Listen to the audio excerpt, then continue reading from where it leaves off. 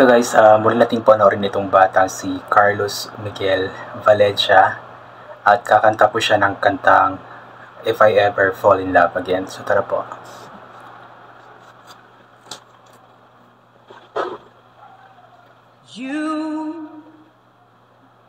I know you're everything that I've been looking for, and I look into your eyes and could not ask for more. So it's only fair to lay it on the line.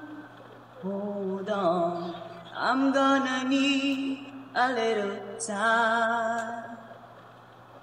But if I ever fall in love again, sometimes when this broken heart can mend, I know it's gonna be with you. You're the one to pull me through, though I don't know when. If I ever fall in love again. Ang ganda ng quality ng kanyang boses, no? Kahit na nagbibinata siya, pero yung boses niya is parang nakapag-adjust na siya sa kanyang bagong boses. I guess I'm scared to fly. It's such a long way down. And yet, just trust in me. I'm sure I'd come around. And I know when you're hurt, it's hard to let someone inside. In your arms I feel I'm ready now to try. But if I ever fall in love again, sometimes when this broken heart can mend, I know it's gonna be with you. You're the one to pull me through, though I don't know when. If I ever fall in love again, be a fool to ever let you go. You're the best thing in my life, when I know I gotta take it slow.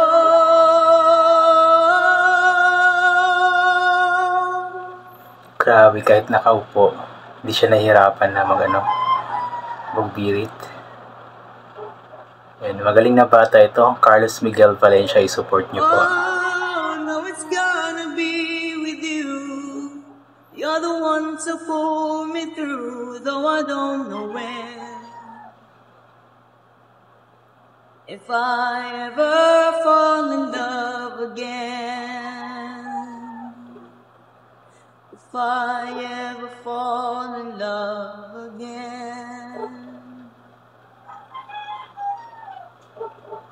Ayan po.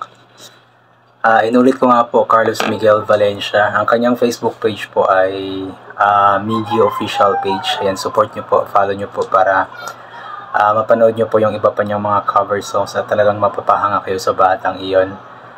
Dati po siyang contender sa Singaling Kids, kung saan medyo chubby pa siya dati nung bata pa siya. Pero ngayon nagbinata na siya, medyo pumayat na.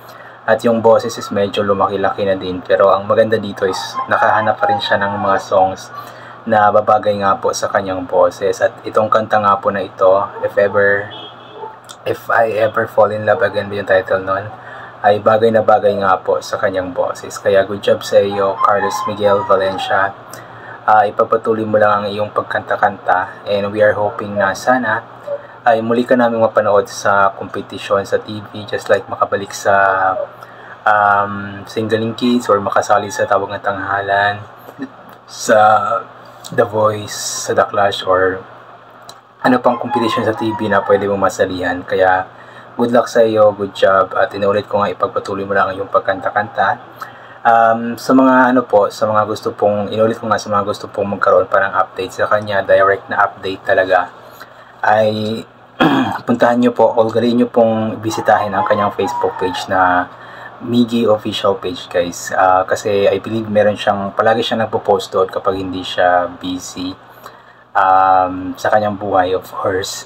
And also, support po natin ang mga ganitong klaseng talent guys, yung mga talentadong mga kababayan po nating mga Pilipino, especially itong mga kabataan na talagang nagbabahagi ng kanilang mga talento sa social media. Talagang hindi nahihiya na ibahagi kung anong talento meron sila. Ugalin po nating manood ng mga videos na kanilang ina-upload. I-share po ang mga ito, mag-comment ng mga magaganda.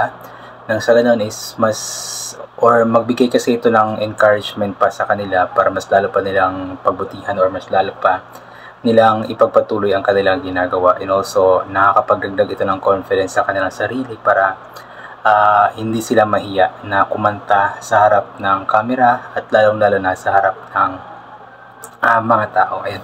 Pasensya na po kayo guys kasi yung mga ilang araw na din kasi akong may sakit, may lagnat, tsaka inatake ako ng aking ulcer. So kapag kasi in-ulcer ako is talagang grabe yung pakiramdam ko, hindi ko maintindihan.